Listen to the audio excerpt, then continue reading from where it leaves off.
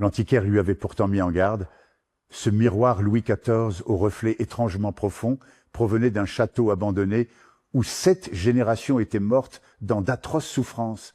Marc l'installa pourtant dans son vestibule, séduit par son cadre, en ébène sculpté de figures énigmatiques. Les premiers jours, seuls d'infimes anomalies troublaient son reflet, un mouvement périphérique fugace, une silhouette floue derrière son épaule.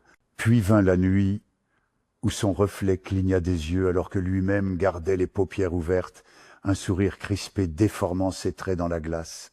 Terrifié, il recouvrit le miroir d'un drap, mais au matin, le linge gisait déchiré au sol, et la surface argentée montrait désormais une version de lui-même aux yeux entièrement noirs qui le fixait avec une intensité dévorante. La troisième étape de son calvaire commença lorsqu'il entendit des chuchotements provenant du miroir, des murmures qui déformaient progressivement sa perception de la réalité, lui suggérant que son reflet était devenu plus réel que lui-même. La nuit dernière, en approchant sa main tremblante de la surface glacée, des doigts squelettiques en étaient sortis pour l'agripper, l'attirant vers un monde où les frontières entre chair et reflet s'effaçaient dans un cri étouffé. Ce matin, le miroir montre un Marc apaisé.